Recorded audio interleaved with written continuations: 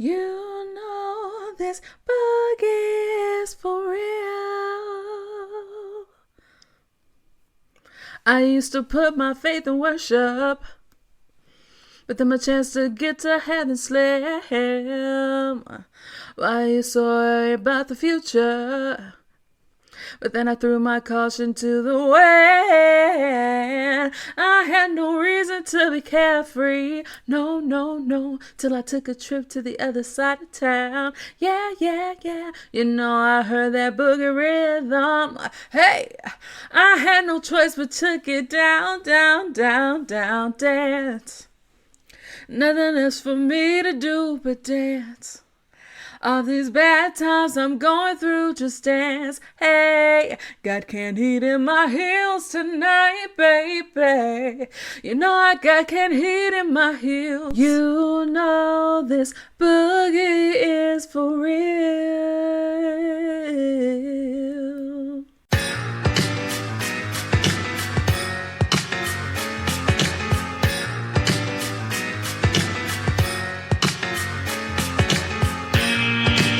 Welcome to Sup Media Reviews, the podcast that never needs spoiler alerts because it takes you back in time to relive the nostalgia of classic TV shows and films that you've probably already seen.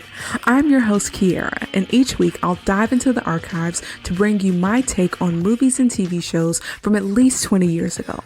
From cult classics to forgotten gems, I'll review them all and give my honest opinion on their impact and whether or not they still hold up today.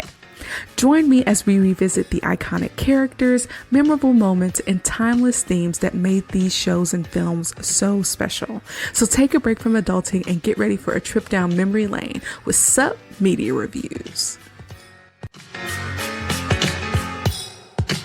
What is up, home slices? Thanks so much for tuning into Sup Media Reviews. I'm your host, Kiara, and I cannot tell y'all how excited I am to review my favorite movie of all time, Napoleon Dynamite. Now, today, June 11th, is the 20th anniversary of the release of the film, and I am so glad this podcast has been around long enough for me to get to this movie, y'all. This 2004 film features Jon Heder as Napoleon Dynamite, John Grise as Uncle Rico, Tina Maharino as Deb, Aaron Russell as Kip, and Efren Ramirez as Pedro. Now, I've been waiting for this review since I started this podcast over a year ago, so I can hardly contain myself. But before we dive in, I want to plug some cool stuff that I was a part of this past week.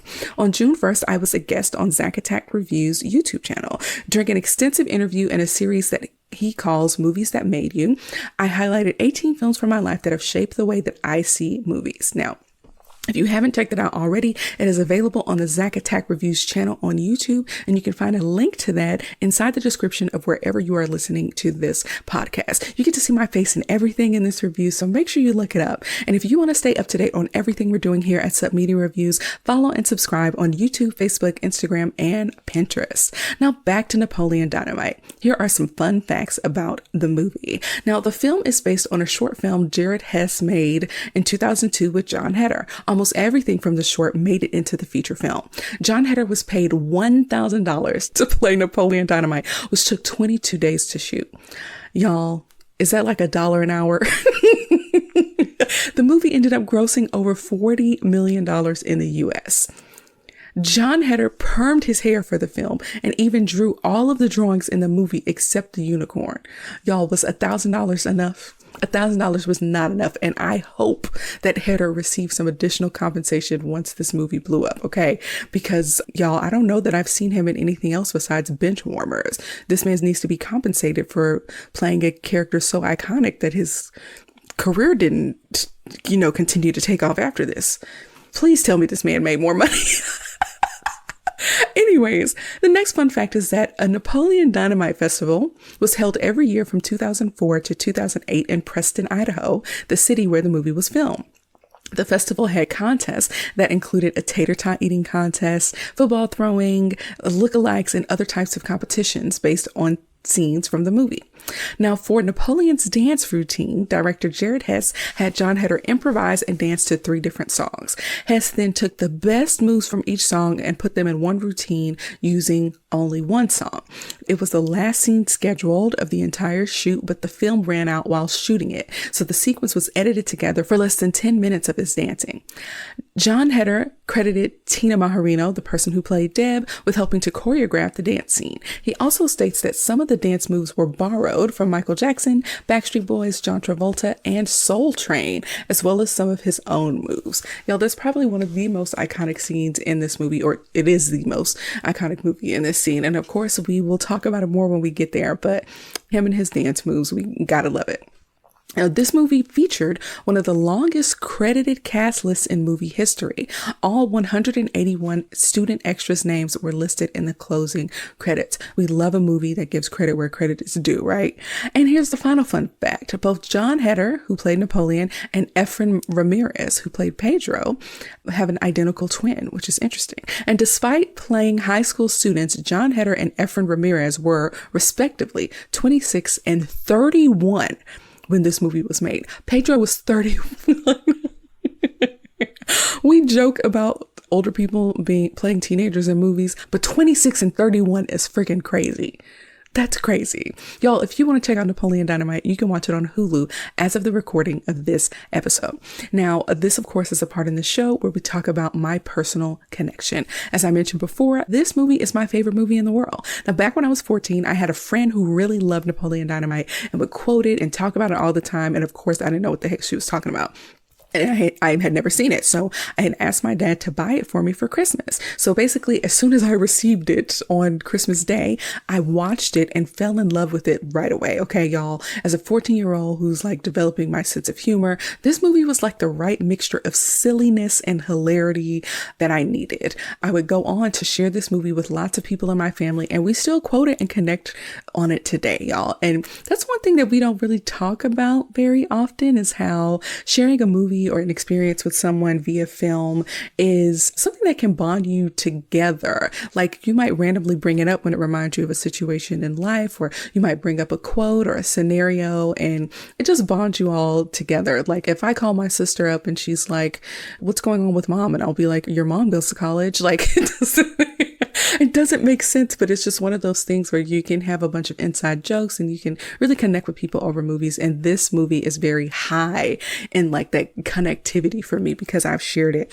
with so many people in my own personal life and family. Now, additionally, this movie is just iconic for people in my age range. It was an MTV movie that captivated us by being like timeless and ridiculous. It's very quotable. It's made up of a lot of small scenes that kind of even have the power to stand alone and just be like their own skits.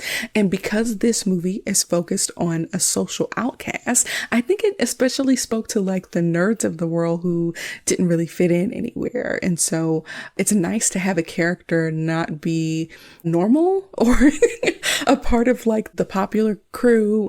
It's just nice to have that viewpoint of like, we are seeing things through the eyes of someone who doesn't necessarily fit in. I enjoy that perspective. I also really love the down home rural Idaho feel of this movie, y'all. It literally feels like we're peeking into this unknown town dealing with real locals. And it also helps that you can hardly tell what year it is, right? We'll talk a little bit more about that later. And when I was younger, I feel like this movie managed to be super entertaining without being cohesive as far as like the timeline goes. But when I watched it about a year ago, I realized that everything in this movie that happens, for the most part, makes sense. Like, things happen in the story, they bring it up, and then it actually comes to fruition later. And even though the movie when I was younger felt unrelated, it actually is more tightly connected together than I remember.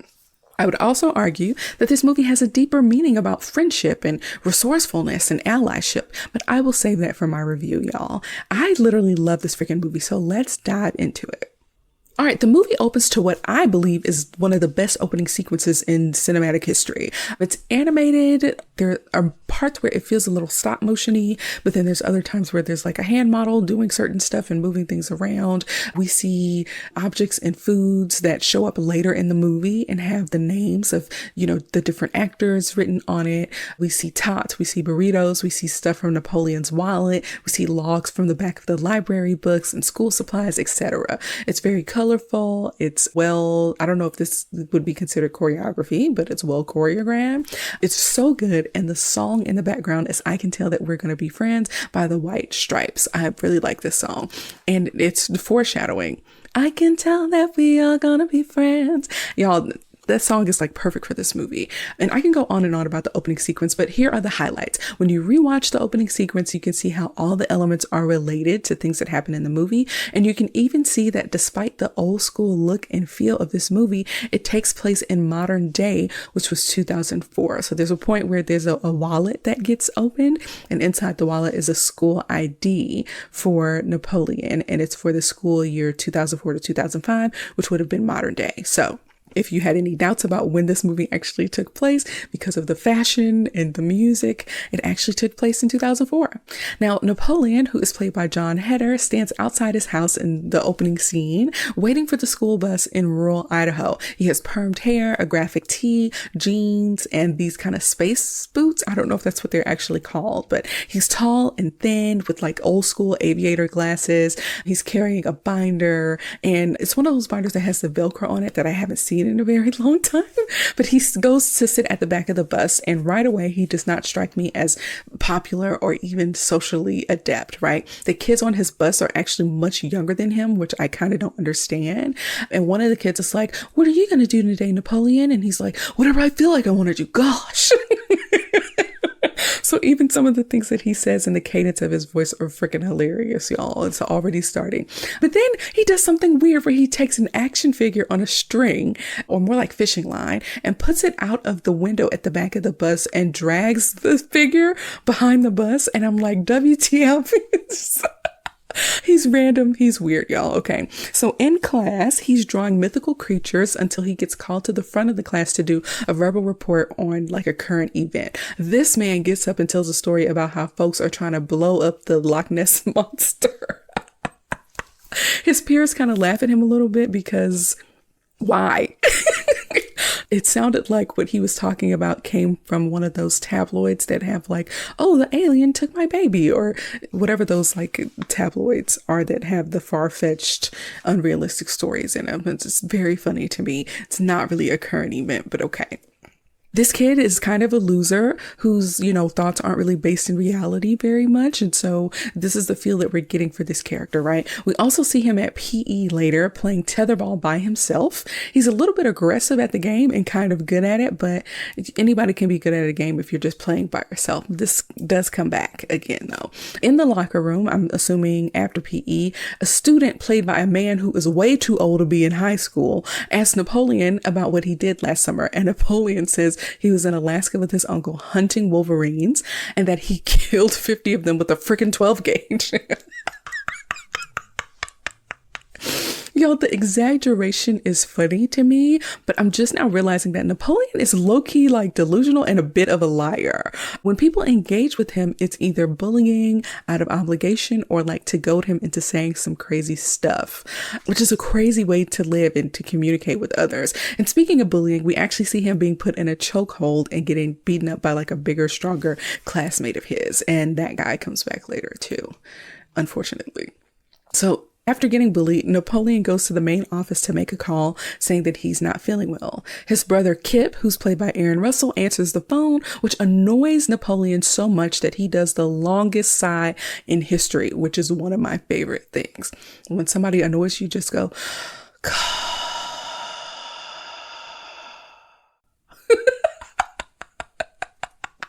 It's so funny. Now, apparently their grandma is out getting her hair done, but Napoleon wants her to come get him. And Kip is too busy making nachos, the craziest nachos ever, and disregards Napoleon's call for help, even when he asks him to bring his chapstick. And Kip is like, well, the nurse has like 5, 6 in her drawer. And Napoleon is like, I'm not going to use hers, you sicko.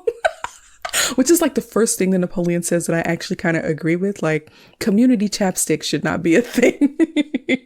Now, when Napoleon gets off the phone with his brother, he sees a teacher or administrator, an adult figure, speaking to a new Hispanic student who doesn't appear to talk much. Now, Napoleon takes this new kid, Pedro, who is played by Efren Ramirez, to, Pedro's new locker with no problem, right? And interestingly enough, because this kid is new, he doesn't think Napoleon is as big of a loser as everyone else does. So Napoleon kind of takes the time to talk to Pedro and tell him more lies about like gangs trying to recruit him and all that jazz. But They go out to see Pedro's bike, and Napoleon admires it, asking if Pedro ever takes it for any sweet jumps. And then we cut to a scene where, presumably in front of Pedro's house, there's like this makeshift ramp, and Pedro does like the first jump successfully on this ramp. But when Napoleon tries it, he injures his nads when the ramp malfunctions.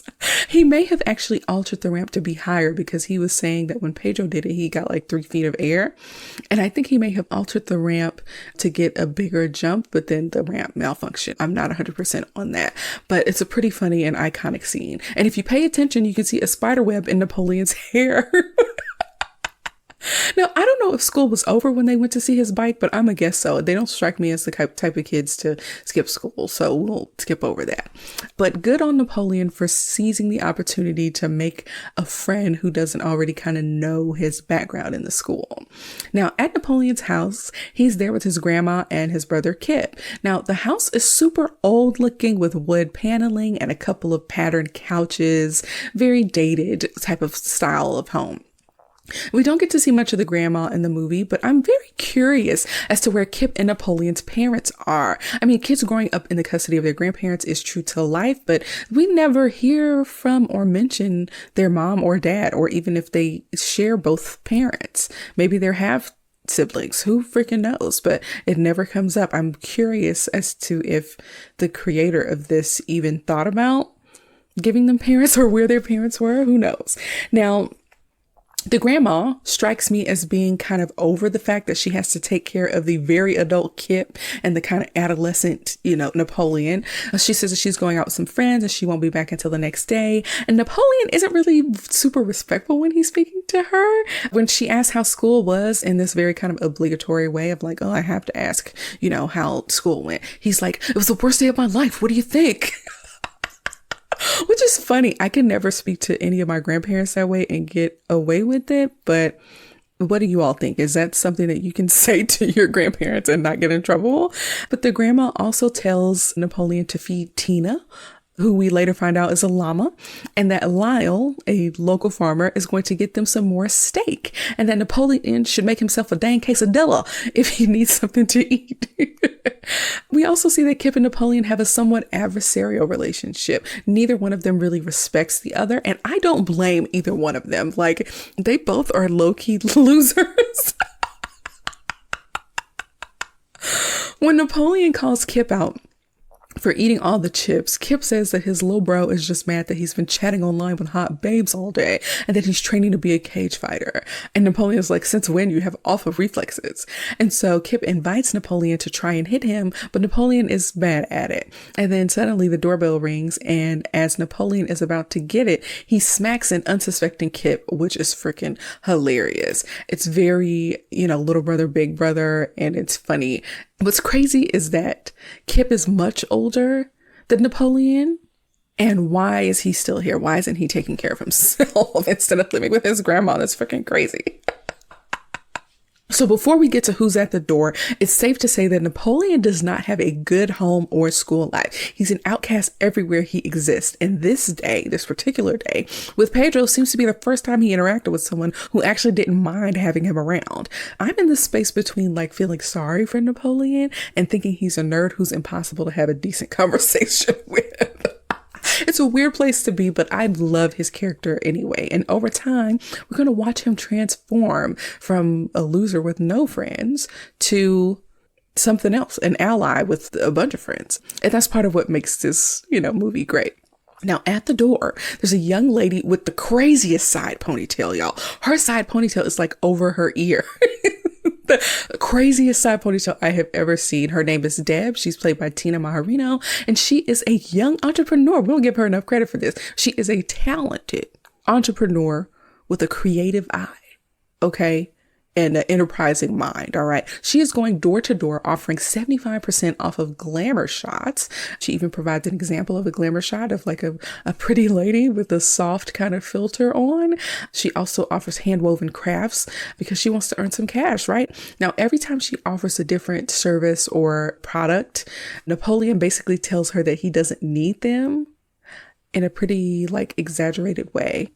It's pretty dismissive, but it's kind of understandable from a person who's like Napoleon, who doesn't really have a bunch of social skills. Now, in the house, Kip is watching the oldest TV set in America, y'all. It's a Magnavox with buttons and like wood around it that sits on the floor. It's like one of those TVs that was actually like a part of the furniture. My great grandparents had a TV like it, but once it stopped working, they put the new TV on top of the old TV. Y'all, TVs used to just sit on the floor. Oh, that's hilarious, y'all. That's so funny. Anyways, a commercial is on for a local dojo that's owned by a man named Rex, who's played by Dietrich Bader, with American flag pants on. Y'all, the dojo is called Rex Kwon-Do, and he's offering a free trial lesson to people who are watching. And this, of course, comes back later. Now, when Deb says that she's raising money for college, Kip, who is inside the house, says, "Your mom goes to college," which is hilarious and meaningless and like mean and awful to say at the same time. It's so funny. Deb, who is this soft-spoken, shy, and sensitive person, hears this comment and she gets really upset. She hands her goods over to Napoleon and runs away in this kind of silly fashion. She does look hurt, and I think Napoleon recognizes that she is hurt and maybe even finds some similarities in the way he and Deb are treated. Maybe Napoleon does have the ability to read the room. I mean, in one day, he's found ways to bond with two different people, and that's crazy because the day before, I'm guessing he had 0 friends. So I also want to point out that I used to make the kinds of keychains that Deb makes with the little, I don't know what kind of string it was, but it was like a rubbery type string that you could like weave together into different patterns. That was actually really pretty, and I made some pretty impressive ones. But I used to love making them when I was maybe like middle school and high school. Now, next up, we get a hilarious scene of Tina the llama being spoon-fed some food, which looks like some weird casserole, which is hilarious. Why are they giving this animal casserole? Feeding this animal with inside the house food. Napoleon calls her, "Tina, you fat lard, eat the food." Oh, Jesus, it's funny. Next thing you know, Kip is putting on rollerblades and asks if Napoleon can pull him into town.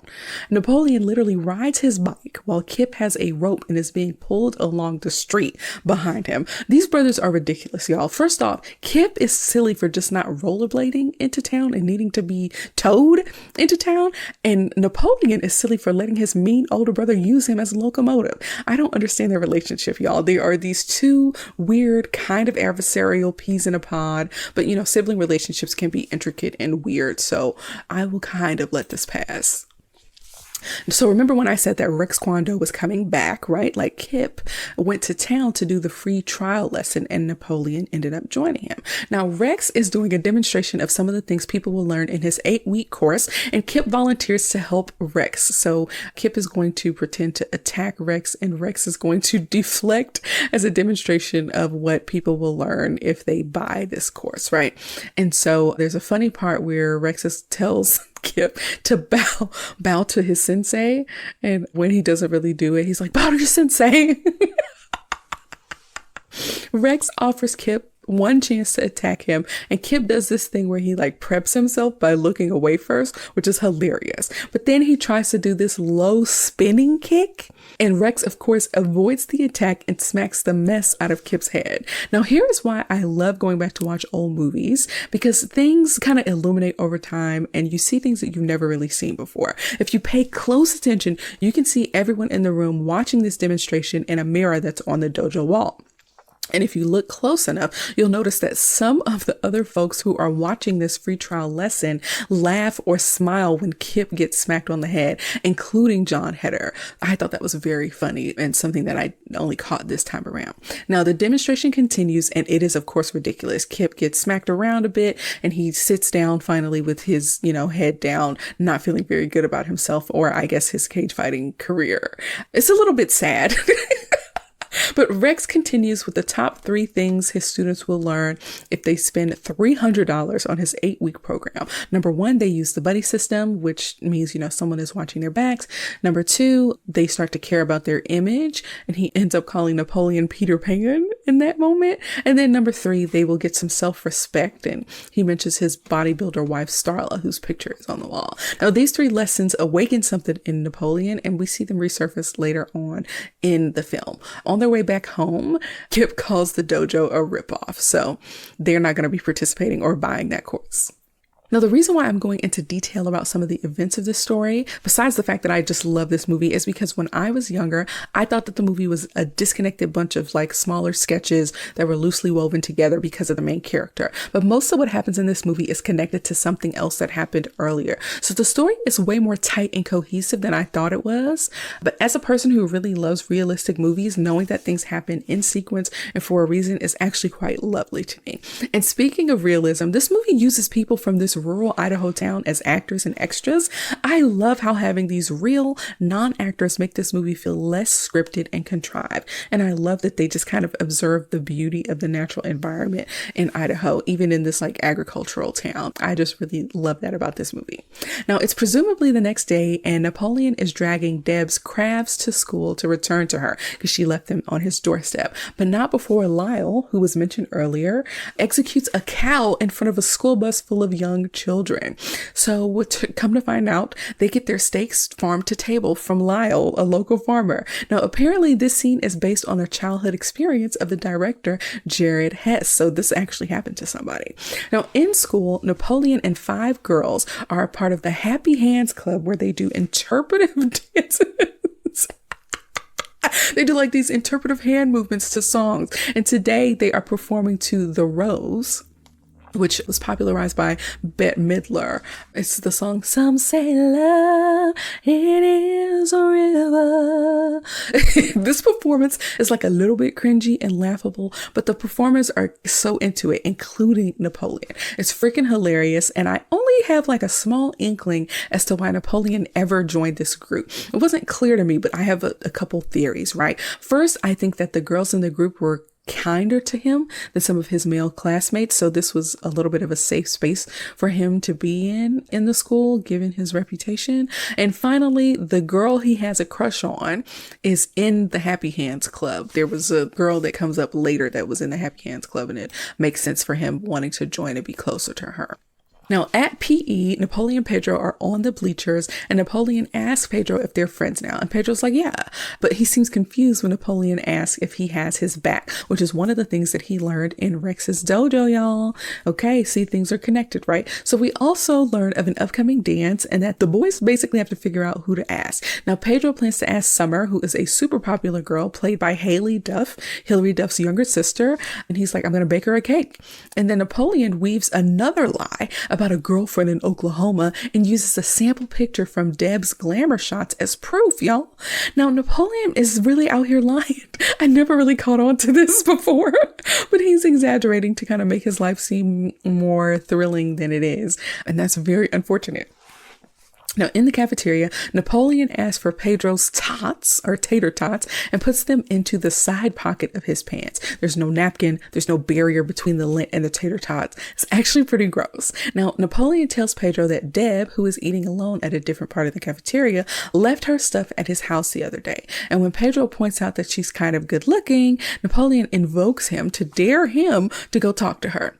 Now, before we move on, I realize that I haven't even really dove deeper into Pedro's character. And now that I'm thinking about it, it might be a little hard at this stage, but let's go for it, okay? Pedro is not particularly charming or good with words, but he's nice to Napoleon, and he comes across as being pretty fearless. He appears to be kind of ignorant about the social norms of this area, so he does things that feel instinctual to him as opposed to conforming to norms. That's something that actually comes up quite a bit later on in the story as well. And I'm going to go out on a limb here and say that he might be the only person of color in this rural Idaho town in his school, which is interesting. I don't know about the racial demographics of rural Idaho at all, but this town in this movie seems pretty homogenous. Now, Pedro's a cool guy.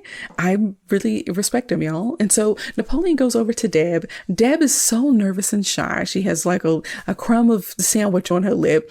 And it's kind of understandable because when Napoleon comes over, he makes the weirdest compliment to her. He sees that she's drinking 1% milk and asks if she's doing so because she thinks she's fat. And then he says, no, you're not fat, and that you can drink whole milk if you want it. What kind of backwards phrasing is that for a compliment? He tells her that she needs to come get her stuff out of his locker because he can't fit his nunchucks in there anymore, which is hilarious. When she gets her stuff, he asks if he can have one of her keychains. She hands it to him. He closes his locker and he runs off. Just running nowhere. Now, in a very quick scene, we see Napoleon's grandma riding an ATV in the sand dunes with her friends. Then she has an accident and she kind of flies off of the ATV. Now, suddenly, a man with a van in a grassy field is recording himself with the football and he gets a call. This man will eventually learn is Uncle Rico, who is played by John Grice. Now, back at the school, Napoleon is in class doing quiet work and eating tots from his pocket, while he's has his head down. And when the bully from earlier asks for some, Napoleon turns him down, saying that he's starving, which is another lie. But then the bully kicks him in the pocket where the tots are. This was so funny to me, and it's always going to be funny to me, y'all. It's freaking hilarious. But this just goes to show that Napoleon's social status in the school is at the bottom rung, y'all. And at home, Napoleon feeds Tina ham right as the orange van is pulling up with Uncle Rico in it, y'all. We find out that Rico was there because their grandma got injured at the dunes, to Napoleon's surprise, and broke her coccyx. Y'all, I still don't know how to pronounce that word because of this movie. Is it coccyx? Is it coccyx? Who knows, y'all? I'm trying to figure out how checked out Napoleon is, that he doesn't know that his grandma has an active social life, or is the grandma just secretive and didn't want him to know? I'm not really sure, y'all. But in the house, Uncle Rico is eating a bloody steak and scoffs when Napoleon says that, we don't need you to babysit us. Apparently, Kip is 32, which would make him somewhere like 15 or 16 years older than Napoleon. That's freaking crazy. Kip doesn't mind if Rico stays. Of course he doesn't. And it's Napoleon that is not down with the new house guest / babysitter. Now, once again, we have another figure that Napoleon does not get along with. Uncle Rico says that grandma was on a date with her boyfriend at the dunes. And I can't tell if he was being serious or not. I really cannot. But Uncle Rico is like this physically fit older man with a wig and like a gold chain. And we learn more about him later, especially when he sits the guys down to watch video footage of him throwing football. It's so underwhelming. But Kip, who's a yes man, basically says, yeah, this is pretty cool. Uncle Rico reminisces and wishes that he could go back in time and win state, which means that he is another person whose dreams didn't turn out as planned, and instead of pivoting, decided to daydream their way into obscurity. Napoleon, who is not a yes man, says that this is the worst video ever made. And I agree, y'all. Uncle Rico invites Napoleon to leave. And upon his exit, Napoleon says the R word. He calls his brother and uncle the R word, which does not hold up today, y'all. We cannot use that language. Now, I don't know if we ever get an answer as to why the brothers respond to their uncle so differently, but it is hilarious either way, okay? Now, Rico and Kip go out to eat and they have the loseriest chat I have ever heard, y'all. Rico is eating some delicious looking onion rings. Those onion rings look so good. While he tells us about how he dumped his girlfriend Tammy because she complained that he was living in the year 1982. Kip talks about how he needs some cash to bring his own online girlfriend to the area, who he chats with for 2 hours every day. She at this point has not sent him a full body shot yet, which is funny because it was catfish before it was catfish. Now, Rico says that he has a project that can raise them some money, something to do with polymers. We'll get into that later. Now, in the next scene, Pedro drops off a nice cake at the doorstep of Summer that reads Pedro hearts Summer in an attempt to ask her to the dance. Why isn't the cake covered? What if she wasn't home and ants got to it, or a raccoon? Who knows what's out there in the rural Idaho passageways? I don't know what to call them. Prairies? Who freaking knows? But the fact that it didn't have a cover on it is actually bothering me. Anyways, Napoleon rides away with Pedro on Pedro's bicycle, with Pedro kind of like standing on like the back spokes. I don't know parts of bicycles. Y'all know what I'm talking about. Okay. So Napoleon is a true friend. Okay. He's ride or die. Right. So next up, we see Kip and Rico on the front porch of, the house eating steak, which apparently is from the same cow that was shot earlier in the movie. And Rico is, of course, is exaggerating about his 1982 football/pigskin throwing stats, claiming that he could throw a football a quarter mile. And Kip, of course, doesn't question it because he's a yes man. But when Rico sees Napoleon and Pedro approaching the house on the bike, he grabs Kip's whole steak, says, "Watch this," and throws it at Napoleon, hitting him in the face and knocking his glasses off. This scene is so funny because who expects to get hit with a steak to the face while you're riding a bicycle? But the most important part of this scene, though, is what we learn about Uncle Rico. Right? We already know that he's like a loser from 1982 that never moved on, that he's rude. He's very eager to make himself at home. But now we see that he is cruel to his like 17-year-old nephew for no good reason. He's also selfish as he snatched that steak right off of Kip's plate when he had his own steak he could have thrown. And things could have ended really poorly because Pedro was riding on the back of that bike too, and they could have both been injured. It is still a hilarious scene though. He does some reminiscing, some more reminiscing about the past and wishing things were different as Pedro leaves on his bike. And Uncle Rico asks Kip if he's ever looked into time travel. And Kip is like, yeah. And of course, this comes back later. Now at school, maybe this same day or the next day, Napoleon is playing tetherball alone again. And Summer comes over to ask him if Pedro is there, and he is not. Summer ends up handing Napoleon a note for Pedro, turning him down for the dance. It's like this emphatic no with like 3 exclamation points. And then instead of a dot at the bottom of the exclamation points, they are 3 hearts. And it's like, girl, you sending this man hearts and are you breaking it at the same time? I guess. Napoleon gets pushed into his locker for no reason at the school, and he kind of kicks his leg up too late once the bully is gone. I actually feel pretty sad for Napoleon, y'all. His existence has been sad. He's kind of been like unwanted everywhere, and this story is kind of the beginning of him having interactions with people who actually want to be around him and being of value and having some reciprocity in those relationships. So again, it's a great story about friendship. Now, outside of the school, Deb joins him on some stairs while he's drawing a liger, which he claims is bred for its skills in magic. Now, this movie was the first time I'd ever heard of a liger, but they do exist. The two, Deb and Napoleon, realize they haven't seen Pedro today. Uncle Rico comes to pick up Napoleon because he missed the bus, and Deb looks kind of down as he leaves. I think she wants to spend more time with Napoleon, but he cannot pick up what she's putting down. Read the room, baby. Read the room. Now, back at home, Napoleon is making a call while Kip and Uncle Rico strategize about selling their wares. We see boxes of 32-piece sets, but we don't quite know what the product is at this point. There are scheduling issues as Kip runs up the phone bill on group chat calls that last for hours, y'all. Now, Napoleon takes the receiver on this super long coily cord out of the front door and calls Pedro, who is not home. Now, when Napoleon hangs up the phone, Uncle Rico and Kip say that they should leave, icing Napoleon out. They decide to go to a bowling alley where Kip is using the kitty bumpers and is doing his iconic yes with the little arm movement. Now, Uncle Rico is concerned about their money-making scheme as Kip has no transportation. It's decided that Uncle Rico is going to go on foot while Kip drives the van.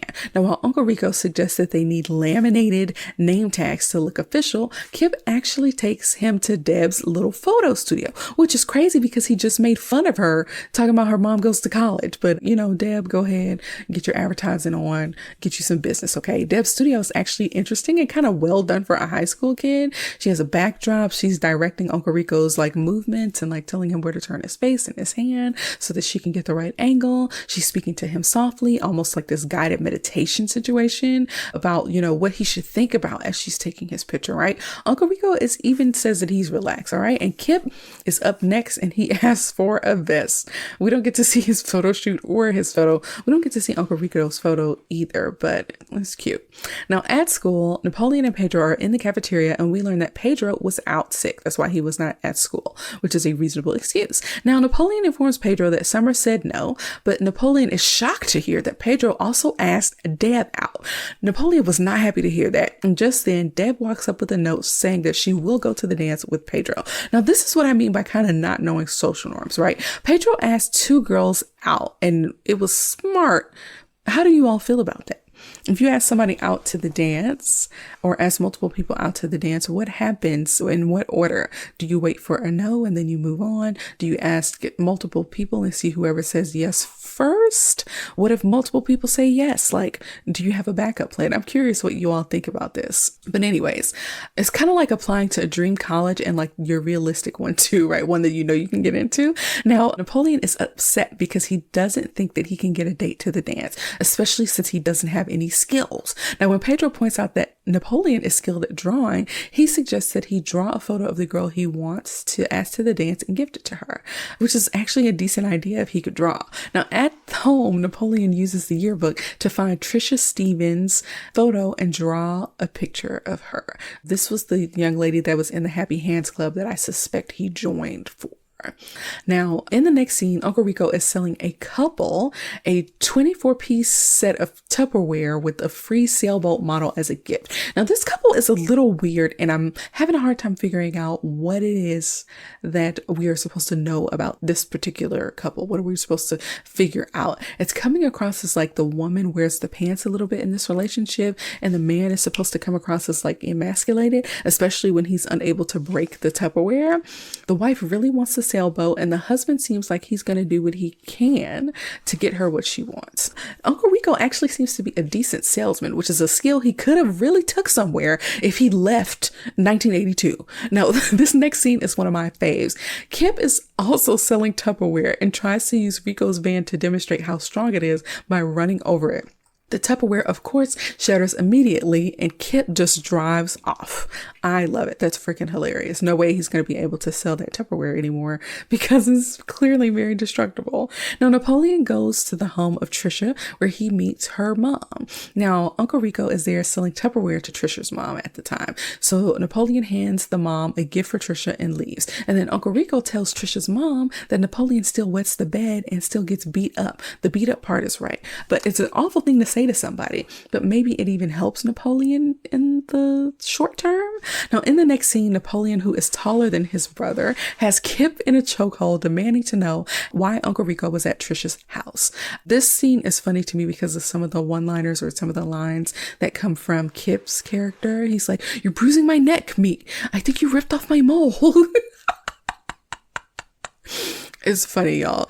Kip says that we're selling stuff, like we're going door to door selling stuff, right? Now, I never thought about this before, but if Rico is going door to door on foot, how is he carrying his inventory?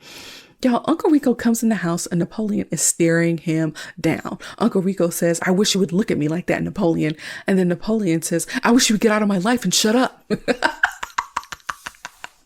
Y'all, that is so funny to me. I can never imagine talking to my aunts or uncles in that way, but here it's hilarious. Did you all know that there's a collective term for aunt and uncles? There's actually 2 of them, avuncular and pibbling. That is crazy, okay? But anyway, Uncle Rico and Kip make Napoleon feel small because they made $120 and $75 respectfully, right? And, you know, Napoleon wants to make money too. So when Rico says that Napoleon should go feed Tina, Napoleon tells him he should go eat a decrepit piece of crap. Again, hilarious. We're making up words. It's fun. Now, Trisha opens the note and picture from Napoleon that he dropped off earlier, and it is hideous. There's a note and there's a hand-drawn picture of her that's so bad, and she clearly and understandably hates it. Her mom, however, says that Trisha is going to go to the dance with Napoleon, so she's essentially forcing her daughter to do it, possibly because of what Uncle Rico told her about how special Napoleon was earlier in that day. Now, Napoleon needs money, so he and 3 other local boys are moving 8,000 chickens into their new cages by noon. 8,000 chickens, y'all. They are helping these 2 farmers that are there, one of which is Lyle. And then when they're done, they're going to give them lunch, right? So we get a brief look at Napoleon moving hens to their new cages, and one of them is not happy and attacking him. It's so funny. Napoleon smells his hand after he Puts the chicken in his new cage and even has bird poop on his back. Y'all, I cannot imagine what this chicken coop smells like. 8,000 chickens, y'all. Now, once they're done, they have a fly-covered lunch, right? It's covered in flies. It's sandwiches, hard-boiled eggs, orange juice that has an egg in it that ends up making Napoleon gag, which was very funny. But once... One of the farmers there is Lyle, the one that killed the cow earlier. And when I tell you that this man warms my heart, he warms my heart. He's clearly not an actor, and I love the use of real-looking, average, everyday people in this movie. He seems like a really sweet man. I mean, turns out he knew Jared Hess's mom and was asked to be in the movie. He died 2 years ago at the age of 92. He just seems like a really sweet guy, and people who make their living in agriculture are the salt of the earth, and I just feel so warm about this man. It's hard to explain it. But anyways, the other farmer says he's going to pay them in change, which ends up coming out to only $6, which is $1 an hour, y'all. What in the actual heck, okay? If divided up evenly, Napoleon moved 2,000 chickens in 6 hours. $6 is not enough. The same way $1,000 is not enough for him playing this role. You hear me? He deserves more. Now, in this movie, the theme of money comes up a lot. It's not a rich town. There are some wealthier people like Summer and Trisha's families, but $6 for a 6-hour job is criminal, okay? Especially since that farmer said he didn't have his checkbook on him. Was he going to write a check for $6? Now, at home, Napoleon gets a call from Trisha accepting his offer to take her to the dance, with her mom basically coaching and forcing her through it. Trisha obviously was not happy, and I don't think parents should force their kids to do stuff like this, but Napoleon is getting what he wants, right? Pedro is at his house when the call comes and even says Trisha is his woman that he's taking to the dance. And when Pedro asks if he gave her a photo that he drew, he's like, heck yes, I did. Y'all, heck yes, I did. These little sayings, they just get me every time, okay? Pedro tells Napoleon to get a suit for the dance. So they go to the store. It looks like a store like maybe Wieners or Ross. I don't even know if y'all remember Wieners, okay? But he gets like this brownish suit off a mannequin, and I am not even mad. It's like, it's actually kind of cute, even though it's a little bit dated. Now, Napoleon is dressed and needs Uncle Rico to give him a ride to pick up Trisha. But Rico has a sale to do in Bonita, so they decide that Napoleon will ride with Rico to do this sale, and then once he leaves, they can go straight to Trisha's to pick her up and ride to the dance. Now, when Napoleon has less than 20 minutes to pick up Trisha, he leaves that house and runs down the road trying to get to Trisha. Interestingly enough, a candy-painted lowrider convertible with 2 Hispanic men in it come by, and they turn out to be Pedro's cousins with all the sweet hookups. Now, this movie is really good with having reasons for everything, but I do not know how Pedro's cousins coincidentally were just in the area and were able and willing and available to pick him up, pick his date up, take him to the dance. I just don't understand the connection and feel like there's something missing there. Now, Napoleon picks up Trisha in the candy-painted lowrider, and Trisha is not happy as Zapp and Rogers' So Rough, So Tough plays on the radio. It's actually kind of funny. Now, they get to the dance while Forever Young plays in the room that has been decorated for the dance. It might be the gym, it might be the cafeteria, who knows. Now, Trisha leaves to go hang with Summer and her boyfriend, leaving Napoleon alone. They don't get to dance. They don't really get to do anything. This is really sad, especially since Pedro is dancing with Deb, a girl that Napoleon presumably likes. Right? And so Napoleon goes to the bathroom. He chews some gum or some food. I don't know what it was. He later swallows it. At first it looked like Big League Chew, so I thought he was chewing bubble gum, but he swallows it later, and I'm like, okay, it must have been something else. I have no idea what it was, but he eats or chews on something inside the bathroom. And when he comes back, his date is gone. It's actually very sad, y'all. I don't remember feeling this sad for Napoleon watching this movie. But then suddenly Pedro and Deb are next to him, and they are being good friends, y'all. Pedro even says that he will let Napoleon dance with Deb for a few songs, which is low-key crazy. Like, why do you think you have any power over what Deb can and can't do, I guess? But anyways, the song changes to Time After Time. If you're lost, you can look and you will find me. Napoleon and Deb dance to this song. Y'all, their conversations are actually getting better. They're conversing for longer periods of time. He's complimenting her homemade puffy sleeves, asking about her glamour shots and if she's getting serious with Pedro. This is so much better than when she showed up at his doorstep, right? They're having a cohesive conversation. There's give and take. Deb and Pedro aren't getting serious, by the way, according to Deb. So that's a relief. But then Deb offers to do a personal portrait of him if he wants to come over. This girl likes him. They dance at an arm's length apart, and it's so sweet. It's a little romantic without being overly frisky or sexual. I enjoy that, particularly when we're depicting people who are supposed to be still in high school or might be minors. While Pedro steps out of the dance to get some water, he sees a sign in the school hallway saying that class president, positions are open, right? So this is another instance where Pedro is bold and kind of disregarding norms, right? Pedro appears to be one of the only people of color in the school. He's new. His friends are all outcasts in the school. If I were in his shoes, I would not have had the confidence to run for class president, but he thinks differently and sometimes he gets rewarded for it. So I love that.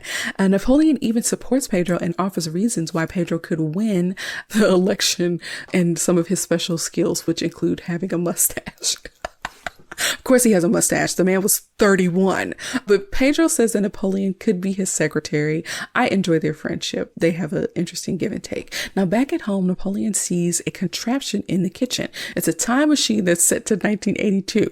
Kip tells him not to touch it and that no one has tried it yet. But Napoleon decides to go for it. Like it's time travel. Why not? Now, there's a headband that he has to wear and something called a T-handle that has to sit inside his crotch area while he holds onto 2 bars. I've never put this together, but this is kind of like a gag gift. Napoleon uses it and gets a nasty shock. Kip seems to be liking the fact that Napoleon got hurt, especially since he's the one with the plug, plugging and unplugging and giving power to this fake time machine. Napoleon calls it a piece of crap right as Uncle Rico comes in, clearly in pain from having used it earlier. So somebody is out here using things to shock your inner thighs and your crotch area. That sounded awful. Let's move past it. But what I'm saying is that they thought they were getting a time machine and they ended up getting what appears to be like a gag gift, right? It's actually a little bit funny. So Kip basically tricked Napoleon into using the machine. Now, Napoleon and Uncle Rico go to a store that looks a little bit like a Dollar General or like a food and stuff store. I believe that was the name of the store in Parks and Rec. It's very similar to that one. Now, Uncle Rico is the worst, y'all. Summer is at this store as a cashier, which I'm a little shocked that she has a job. But Uncle Rico is telling Napoleon in front of Summer to take certain items back because they're too expensive and that he should go grab diapers for him and Kip. And he's, just being embarrassing and verbally abusive in front of the most popular girl in school. Now, next up, Napoleon and Pedro are at the National FFA organization competition where they are doing agricultural related tasks, and both of them are pretty good at it, and they even win medals for it. Now, the story doesn't really have much connective tissue when it comes to this particular skit, but I feel like it shows more about how people live and what they find important in a rural town. Now, back at school, Summer and her friends are campaigning for Summer to be elected to class president. They're in the hallway handing out flyers and buttons. And this is where Pedro discovers that the most popular girl in school, the girl that rejected him, is going to be his competition in the class president race. And Pedro goes on to experience what I believe is like a stress-induced psychosomatic heat flash, okay? He gets nervous. He decides to go home and lay down. And when Summer's 35-year-old boyfriend, Don, tells Napoleon to vote for Summer, Napoleon's like, heck no, I'm voting for Pedro. And he even asks for one of Summer's campaign buttons and throws it down the hall as a big FU to Summer, which is freaking hilarious. Him throwing that button down the hall was very funny to me because some people were shocked by it a little bit, but Summer's boyfriend looks like a dad. This guy really hams it up for the camera in a way that is so silly and that I actually enjoy. And I keep trying to figure out because he looks a little cartoonish to me, and he kind of reminds me of one of the Monstars from Space Jam, the one that was supposed to be not so intelligent. That's the one that I'm thinking of. He reminds me of that person. He also reminds me of the bad guy from Iron Giant a little bit too.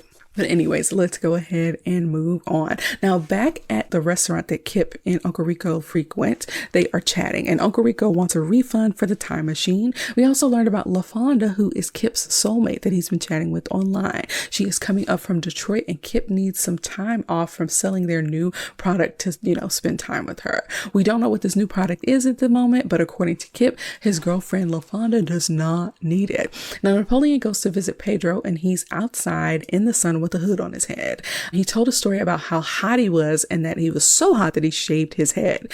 Now, Napoleon takes Pedro to Deb, who uses a wig to help Pedro regain his confidence, right? Now, Deb and Napoleon reach for the same medieval warrior wig at the same time, and their hands touch. It's a sweet, kind of unexpected moment, and Pedro is grateful that his friends are helping him out. But there is some tension between Deb and Napoleon, y'all. Now, at the school, Napoleon and Pedro get to school super early, very early, because nobody is literally in the school, right? And they are putting up Napoleon's hand-drawn Vote for Pedro flyers. Pedro is riding like a unicorn on the flyers. It's pretty cute.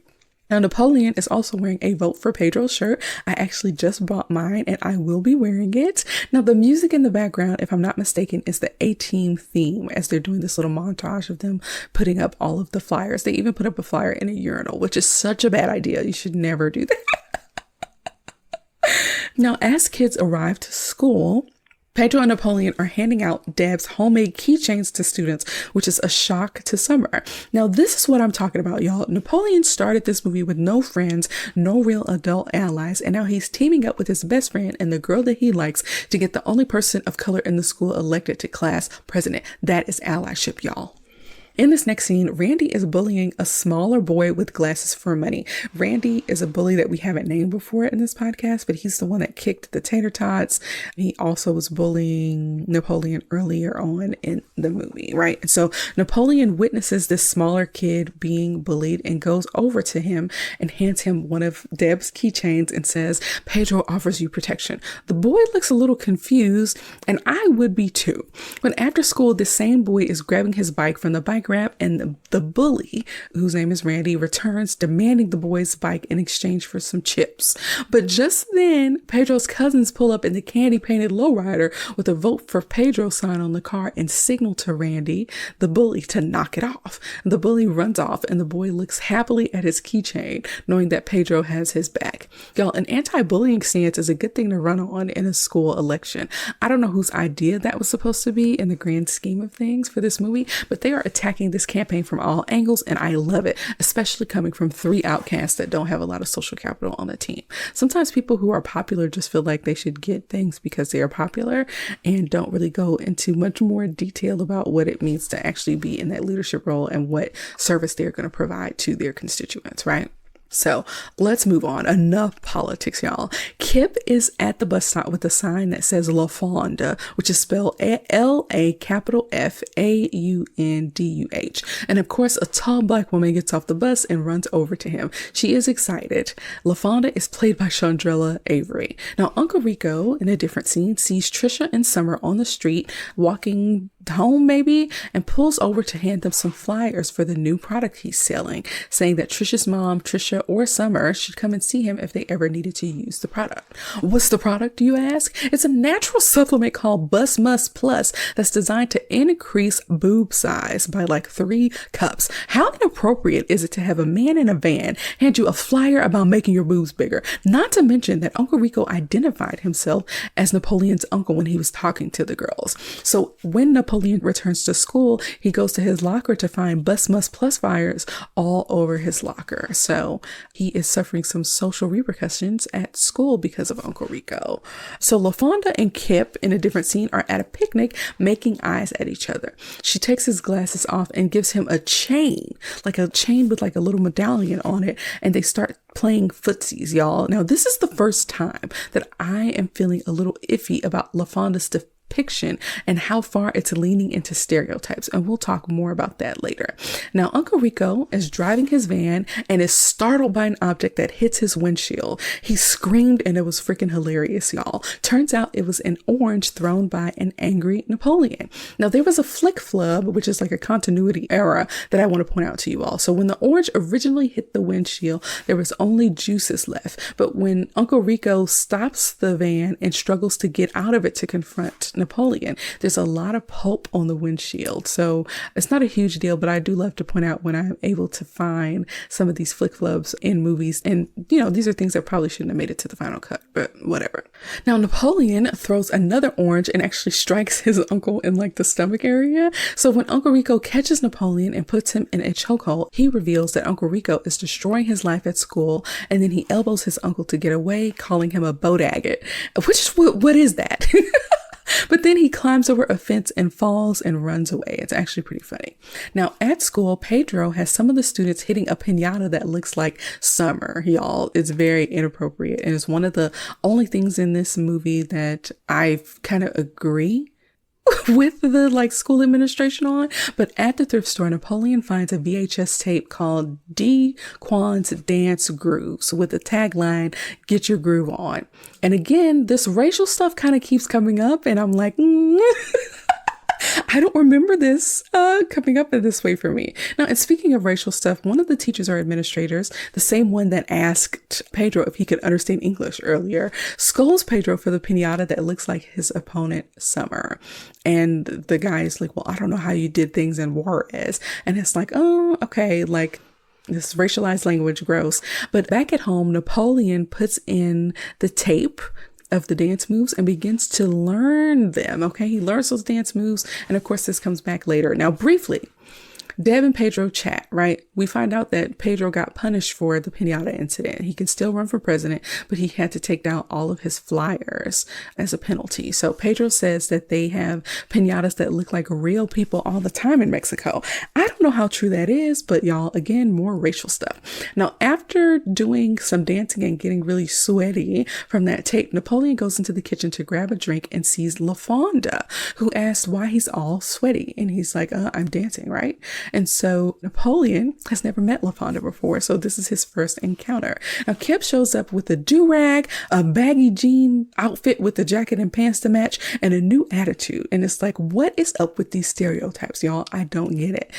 LaFonda gives Napoleon a cassette tape that her cousin made, considering he likes to dance, right? So LaFonda leaves, and Kip calls her his soulmate and says, "Peace out," which is something I say to this day, y'all. I say it at the end of all my reviews. Now, at this point, Napoleon is like aggressively drinking a sports drink, y'all.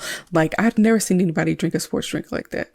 Now, let's get into LaFonda a little bit, right? Like, besides the spelling of her name, I do not think that LaFonda herself, like the character, was portrayed in a stereotypical light.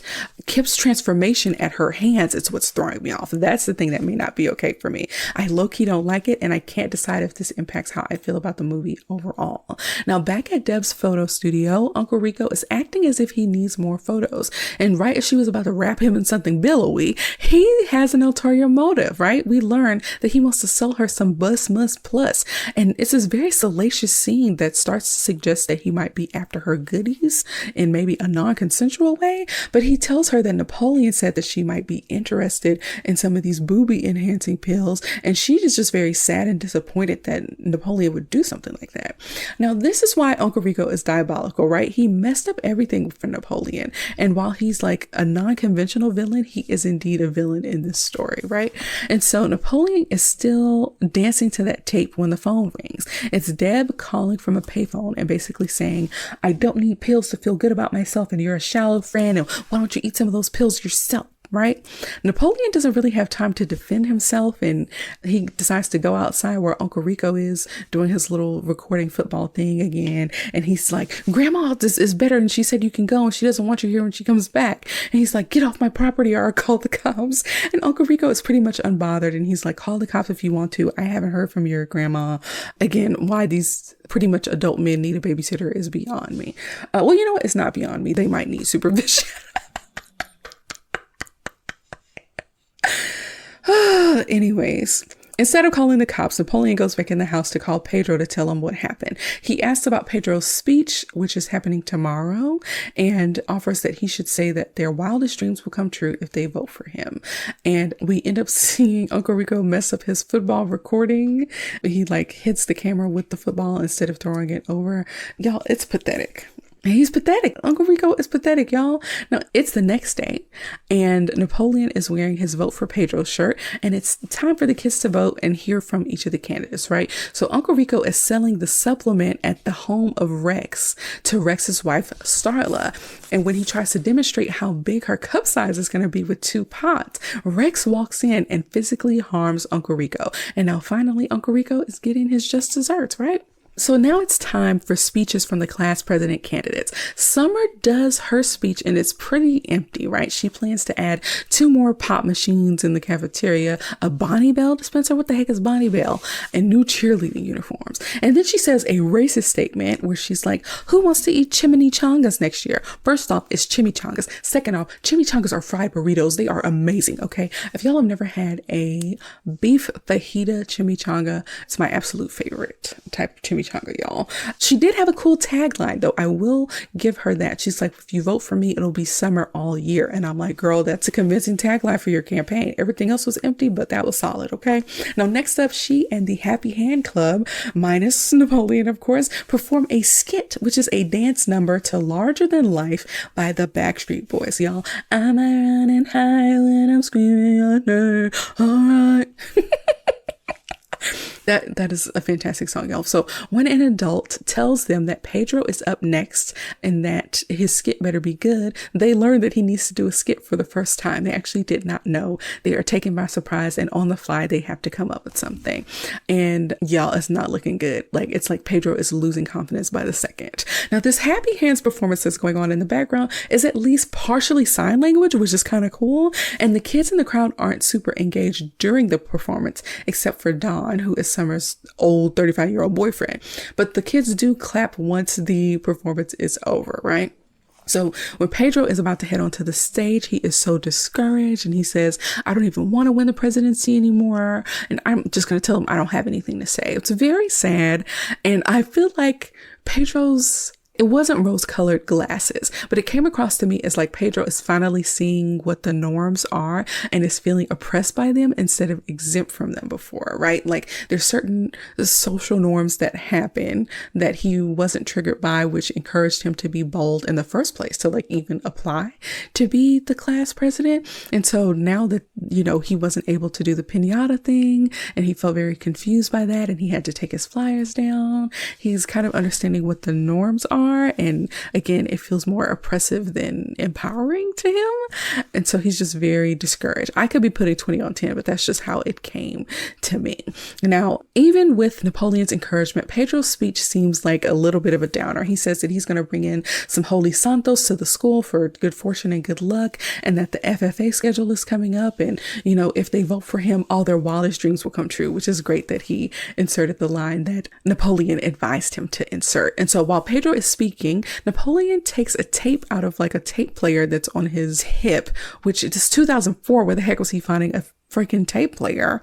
And he takes the tape somewhere else, right? He pops out. We don't know where he's going. And it is indeed the tape that LaFonda gave him. And once again, a Black woman saves the day. Next up to the skit, y'all. And so Pedro's speech is over. And now the best part of the movie happens, right? Napoleon dances to Canned Heat by Jamiroquai, y'all. The tape is taken to where whoever the sound engineer is and they play it. And of course he gets up there and he dances and he kills it. He's like, there's a lot of hip movements. There's a lot of arm stuff. He's literally dancing like no one is watching, and I love it. And so I'm assuming that he also supposedly got some dance moves from the Daquans, the groovy dance moves, whatever they were called, y'all.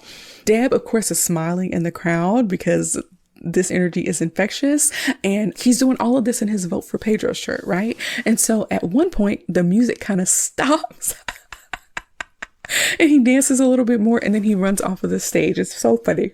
That dance is super iconic, and it's one of those things that's hard to describe, but it's just the energy in that room, the energy behind the song that's really upbeat about having canned heat in your heels and needing to dance. Y'all, it's just a really good song and a really good dance sequence. And the dance is not particularly choreographed or even well executed. It's just infectious, and I love that.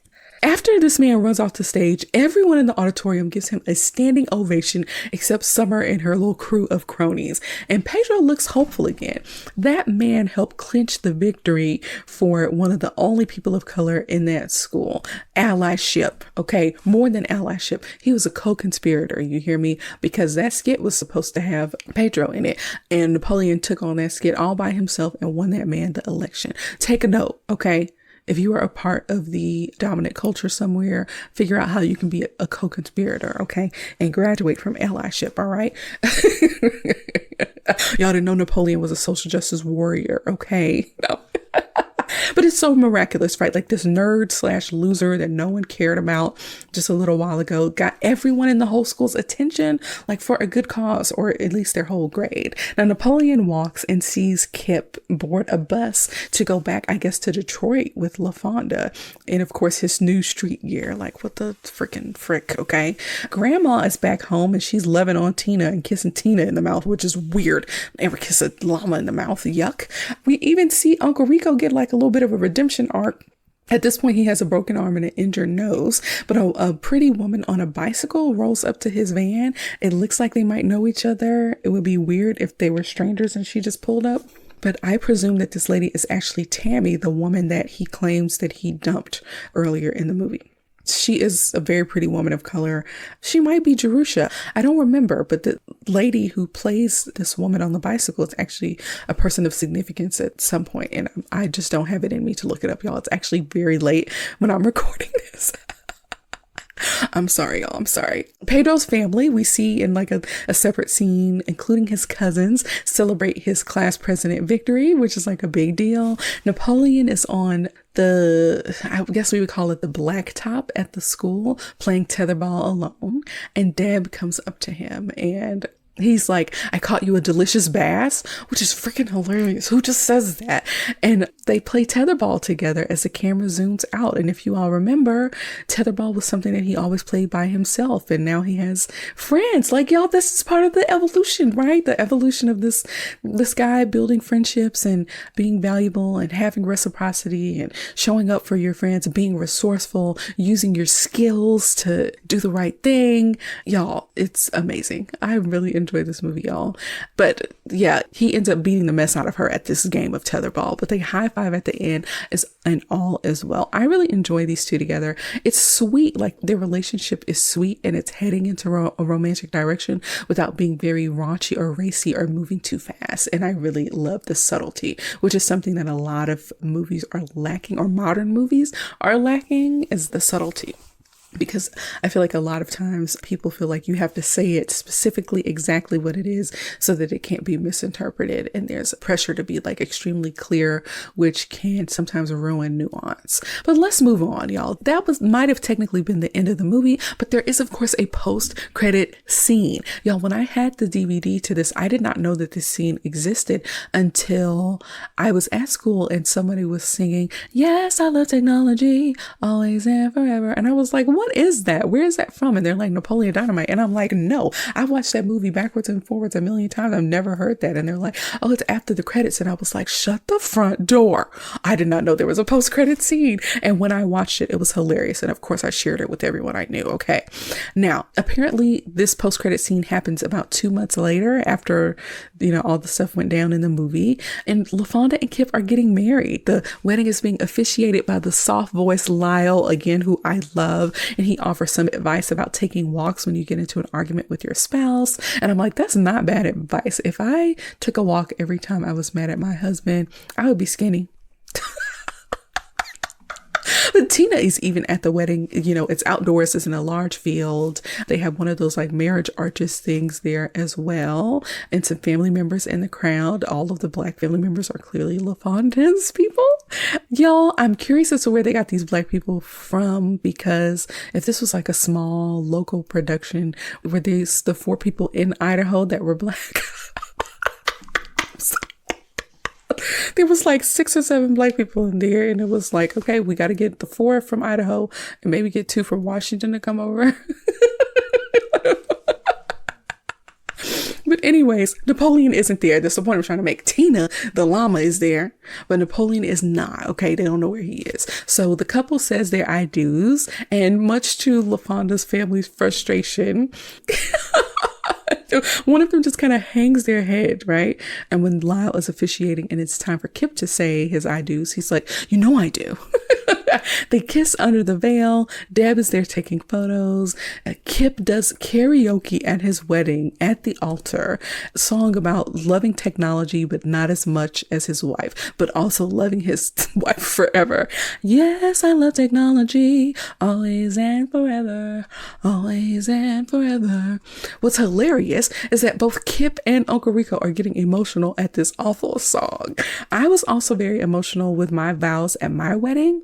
So I low-key get it, y'all. But then suddenly Napoleon rolls up on a horse like a hero, claiming that he was out taming a wild honeymoon stallion for the newlywed couple. He gets a photo on the horse, of course, and then he lets the newlyweds take it. You can tell that he kind of really likes grand gestures and just coming in at the last second with like a major touchdown or win. It's very interesting. But Kip flicks the garter into, the crowd, and Uncle Rico catches it, and Napoleon calls Kip lucky as he rides off into the sunset with his new bride. And so Kip grew up. Does Kip have a job?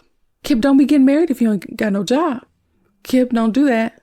Their relationship, it was always very weird, but it's part of the fun of the story.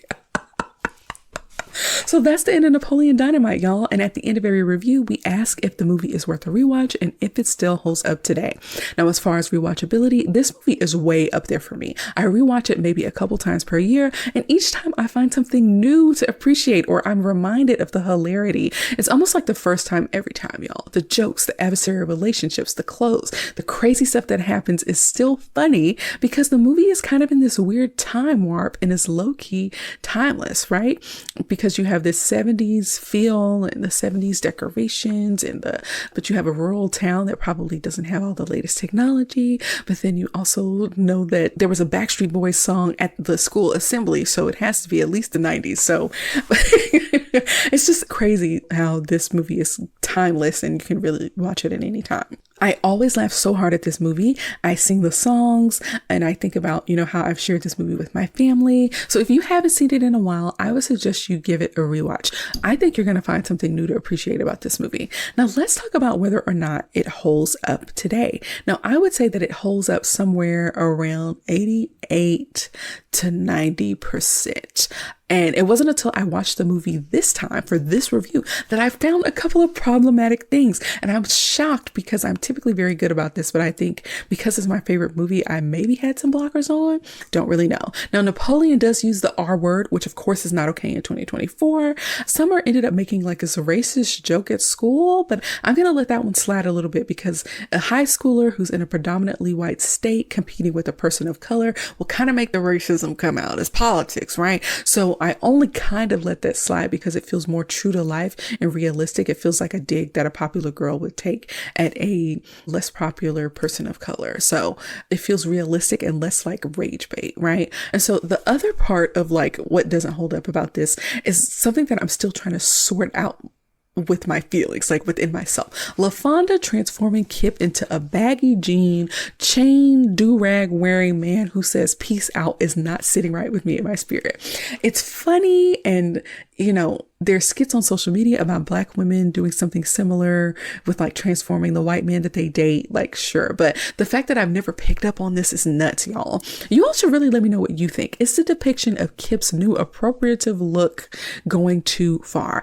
I don't think it holds up well for me personally, and I'm low-key bummed that my favorite movie might be a little bit problematic, y'all. Now, because this feels new, like this feeling feels new, I haven't had enough time to really sit with this. So I really need to think about about it and whether or not it changes the fact that this is my favorite movie. I have never ended a review with this much uncertainty, but this is what it means to be a person like me in America. You have to examine everything. Now, let's talk about the ratings. The critics at Rotten Tomatoes gave Napoleon Dynamite a 72% and the audience gave it a 74%. Now, first off, it's a little rare to have the critics and the audience on the same page, so that's fantastic. Now, as a person who loves this movie, if you would ask me before today what I would rate it, I probably would have been like a 99%, right? But after my revelation today, I might have to go down to like 92%.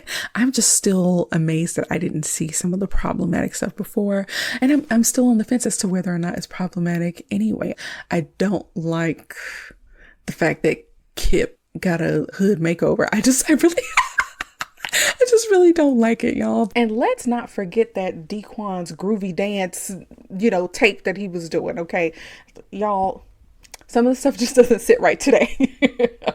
Thank you all so much for listening to my review of Napoleon Dynamite here at supmediareviews. Listeners, what are your thoughts on this movie? Does it hold up for you? Did you rewatch it recently? Share your thoughts on our social media pages on Facebook, Instagram, and YouTube. We want to hear from you. Join us next time when I do a special review of Family Matters, the hit show featuring Jaleel White as Steve Urkel. You don't want to miss it. Peace out. Thanks for listening to Sup Media Reviews. I hope you enjoyed our trip down memory lane just as much as I did. If you have any suggestions for movies or TV shows you'd like me to review next, or if you just want to share your thoughts on today's episode, you can find us on Instagram, Facebook, YouTube, and Pinterest at Sup Media Reviews, and on supmediareviews.com. Don't forget to subscribe to the podcast so you never miss an episode. And if you have a moment, please leave a review on your favorite podcast platform. Your feedback helps me improve the show and spread the word to new listeners. So until next time, peace out, home slices.